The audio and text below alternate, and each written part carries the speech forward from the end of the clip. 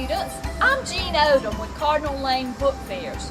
With me today are Cindy Brewer and Caleb Moore, and we're going to introduce you to some great new books that will be at your book fair.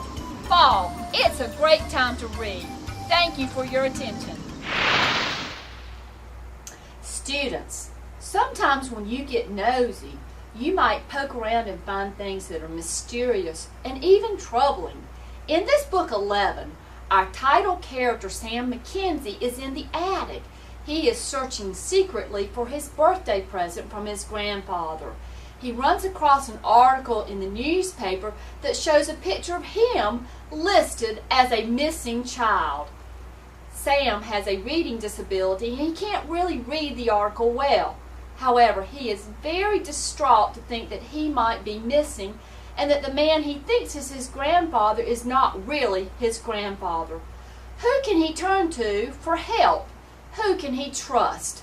If you love a great mystery, you're sure to love 11 at your Fall 2009 book fair. In this book, Uncle Pirate, the young boy gets pushed around and beat up at school until his uncle, who's a pirate, shows up.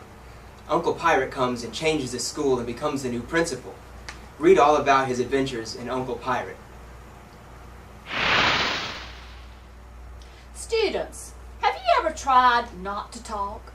And in fact, have you ever had an entire classroom that agrees not to talk for 2 whole days? Well, in no talking, that's exactly what they're trying to do. It's the boys against the girls. It's brutal. It's winner take all. Which group can manage not to talk at all? If you are a competitive person and you like contests and you like winning, you're bound to enjoy reading this book to see how it ends. This will be at your fall book fair. Check it out. Boys and girls, one of my favorite books that will be at your fall book fair is To Catch a Mermaid. This is a great story for those of you who love quirky things such as Roald Dahl or perhaps series of unfortunate events. It's about a boy named Boom Broom. His mother was taken away by a twister that came through their seaside village. Well, as a result, Boom, his sister Myrtle, and their father are wondering if they'll ever see Mom again. Dad has gone to staying up in the attic all the time, and an old Viking sailor named Halvor has come to take care of the children. Halvor loves to cook seafood, and one day, Boom goes down to the dock to get some fresh fish for dinner. Mistakenly, though, he brings home a baby mermaid. His best friend says, you know, you could charge people to see that mermaid and make money. But oh no, Myrtle has decided that she loves the merbaby and wants to keep her forever. Things are going okay until Myrtle begins to break out with ick, a fish disease that's a result of a curse put on her by the merbaby's father. The merbaby's dad wants to get her back. What are Boom and Myrtle going to do? Will they turn back the merbaby? How are they going to take care of this ick problem?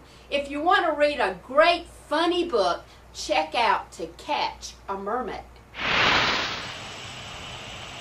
Students, I have a great new book called The Lemonade War that you're sure to love.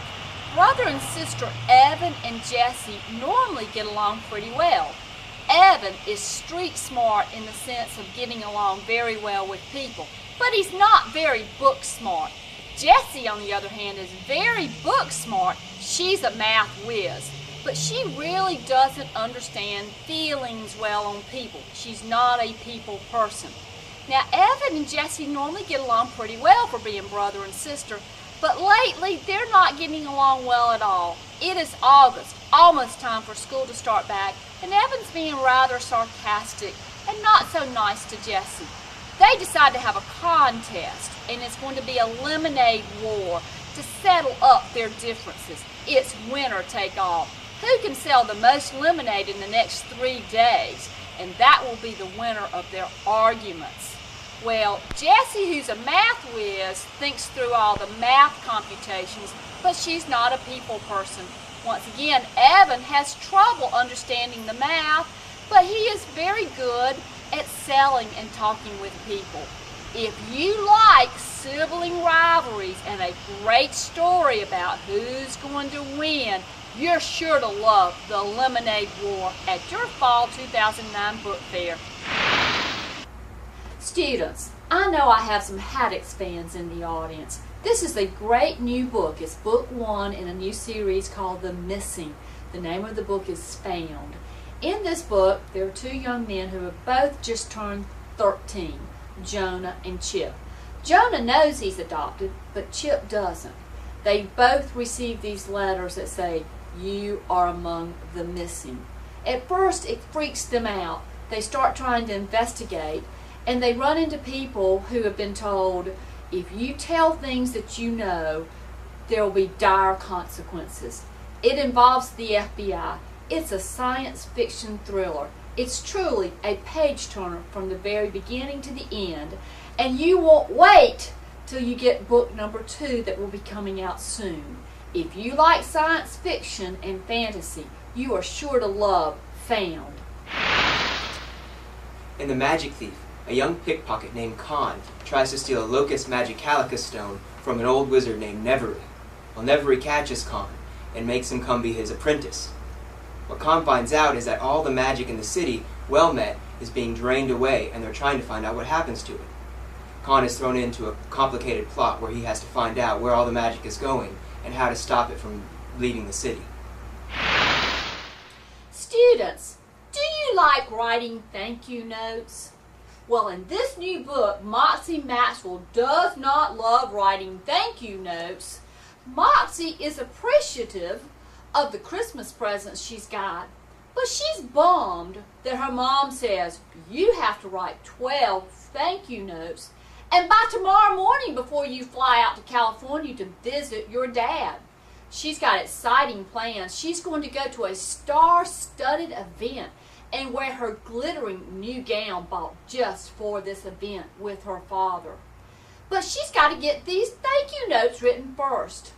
Can she pull it off?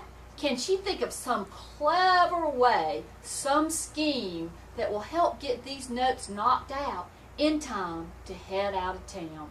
If you like Maxie Maxwell Does Not Love Stuart Little, I know that you will like Maxie Maxwell Does Not Love Writing Thank You Notes.